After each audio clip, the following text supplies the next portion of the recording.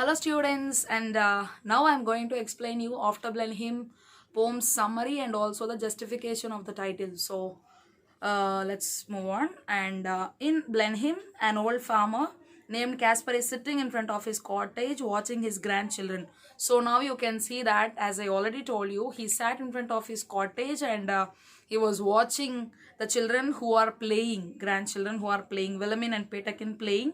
Pedakin is coming back home rolling an object that he has found near a rivulet. So now Pedakin brought something which is a round kind of a thing, and he brought that.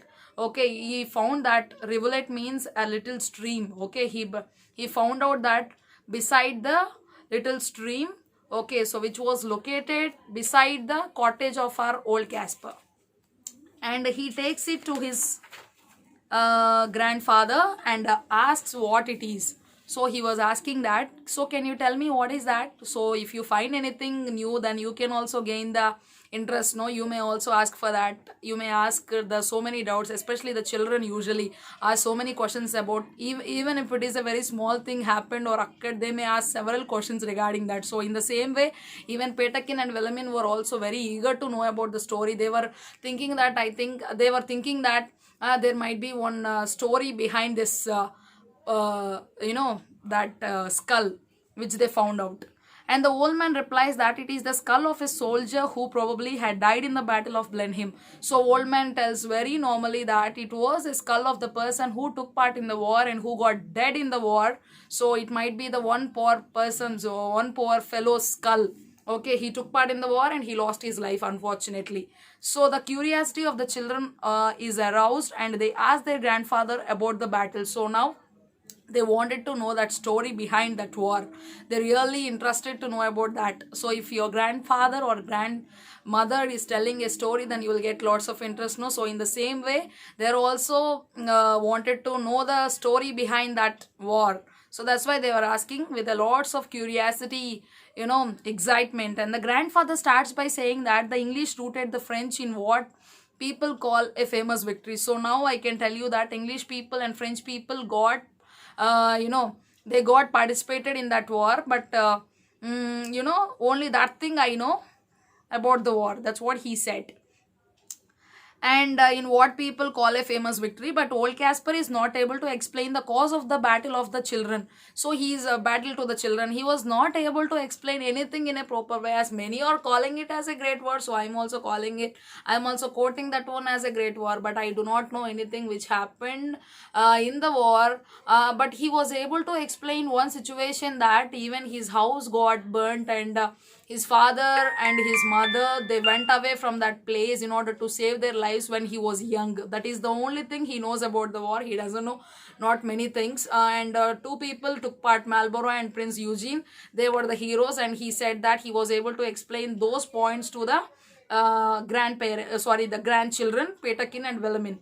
And after that, children, though he states that thousands died, and thousands died in it, not only the soldiers who fought in the war, but also other people, including children, pregnant women. So sometimes, no, if you are interested to make a war, then you may not, if you are interested, you may go for that. But unfortunately, what happens here is, even the innocent people, those who do not know, the infant child and the pregnant women and the innocent grandparents, they are all dying because of the war.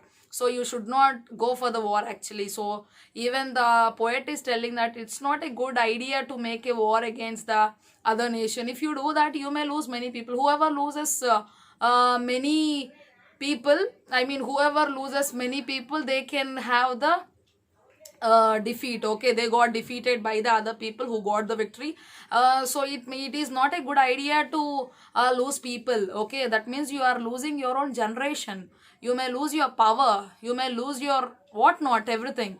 And pregnant women, and these are the costs one pays for the war. Listening to these, Wilhelmine comments that it is a wicked thing, and the Wilhelmine is telling that she is a girl, no, so she is telling that it is a wicked thing because many people got dead in the war. So she doesn't like that idea. As I told you that the poet was representing the children. Okay, the poet's ideas were represented by the children, Petakin and Wilhelmine.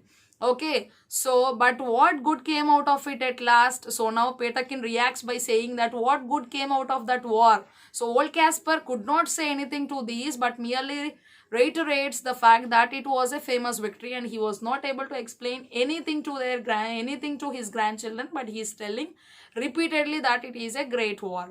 So let's move on. And justification of the title.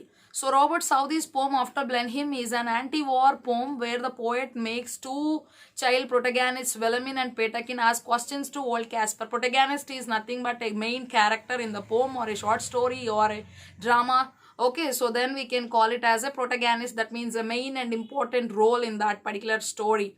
Okay, so now they were asking about the war, and the poet is an anti-war poet. So that's why he's criticizing, he keeps on criticizing the war. Their grandfather about the victory in the Battle of Blenheim. Blenheim is the English name for the German village of the Blenheim. Okay, so situated on the left bank of the Danube River in the state of Bavaria in South Germany. So it is a place name actually, Blenheim. So they made it as a Blenheim. Okay, so it is situated in Bavaria in South Germany. So old Casper merely could answer that it was a famous victory, but could not answer if the victory was a desirable one, if the cost of the victory was something that is ever accounted for. So the title After Blenheim seems to be apt, as it is the discussion after the war about the consequences and costs of the war. So now you can understand actually what happened in the war and who took part in the war, and what is the life story of our old Casper. You might know everything about this war through this poem. So that's why we can call it as it is suitable, it is apt for the poem to call as After Blenheim, because the war already held and we are talking about that after the completion of the war. So that can be suitable for us to call it as After Blenheim. It is justiciable for us to make it the title as After Blenheim. I hope you understood this. Thank you.